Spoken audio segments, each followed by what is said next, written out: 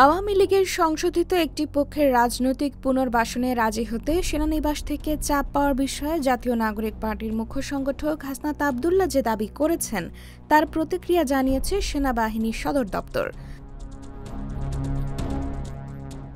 গেল শুক্রবার বাংলাদেশে গণঅভ্যুত্থানে ক্ষমতাচ্যুত আওয়ামী লীগকে নতুন রূপে পুনর্বাসনের বিষয়ে সেনানিবাসের কাছ থেকে ভারতের পরিকল্পনা উপস্থাপন করা হয়েছে। হাসনাত আবদুল্লাহর এমন ফেসবুক পোস্টে বাংলাদেশের রাজনৈতিক অঙ্গনে তুমুল আলোচনার সৃষ্টি হয়। শনিবার গণমাধ্যমকে দেওয়া সেনা সদরের এক বিবৃতিতে স্বীকার করে নেওয়া হয়েছে যে ১১ মার্চ সেনানিবাসে খোদ সেনাপ্রধান ওয়াকারুজ্জামানের সঙ্গেই বৈঠকটি হয়েছিল। তবে হাসনাত আবদুল্লাহকে ডেকে নিয়ে যাওয়া এবং আওয়ামী লীগের পুনর্বাসনের বিষয় নিয়ে তাদেরকে প্রস্তাব বা চাপ প্রয়োগের অভিযোগ অস্বীকার করা হয়েছে। এমনকি হাসনাত আবদুল্লাহ ও তার দলের আরেক মুখ্য সমন্বয়ক সার্জিস আলমের আগ্রহেই ওই বৈঠকটি হয়েছিল বলে বিবৃতিতে উল্লেখ করা হয়। হাসনাত আবদুল্লাহর পোস্টকে সম্পূর্ণ রাজনৈতিক স্ট্যান্ডবাজি বই অন্য কিছু নয় বলেও মন্তব্য করা হয়েছে সেনা সদরের বিবৃতিতে। এছাড়া ২৭ বছর বয়সী এই ছাত্রনেতার বক্তব্যকে অত্যন্ত হাস্যকর ও অপরিপক্ক গল্পের সম্ভার হিসেবেও আখ্যা দিয়েছে সেনাবাহিনী।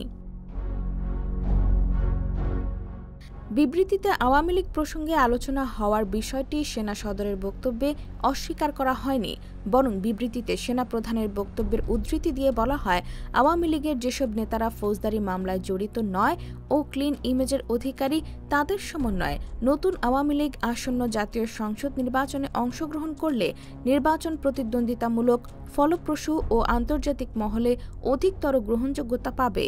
কিন্তু এ ব্যাপারে সরকার ও সব রাজনৈতিক দল মিলে আলোচনার মাধ্যমে সিদ্ধান্ত নিতে পারেন বলে তিনি মত প্রকাশ করেন। তবে বিবৃতিতে আওয়ামী লীগের প্রসঙ্গে দেওয়া বক্তব্য সেনাপ্রধানের নিজস্ব অভিমত হিসেবে আখ্যা দিয়ে ছাত্র নেতাদের উপর চাপ প্রয়োগের অভিযোগ অস্বীকার করা হয়েছে।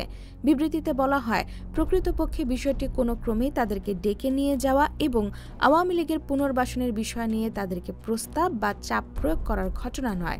বাংলাদেশ সেনাবাহিনীর মতো প্রতিষ্ঠিত সুশৃঙ্খল বাহিনীর প্রধান সদ্য প্রতিষ্ঠিত রাজনৈতিক দলের যুগ্ম সংগঠকদের ডেকে নিয়ে আওয়ামী লীগের পুনর্বাসনের বিষয়ে নির্দেশনা দিচ্ছেন বা চাপ প্রয়োগ করছেন, যা অত্যন্ত হাস্যকর ও অপরিপক্ক গল্পের সম্ভার বলে প্রতীয়মান হয়। সেনাবাহিনী প্রধানের সঙ্গে দেখা করার ১০ দিন পর ফেসবুকে হাসনাত আবদুল্লাহর এই ধরনের অনভিপ্রেতকর পোস্ট দেওয়া সম্পূর্ণ রাজনৈতিক স্ট্যান্ডবাজি বই অন্য কিছু নয় বলেও উল্লেখ করা হয় বিবৃতিতে। IBTV USA news desk.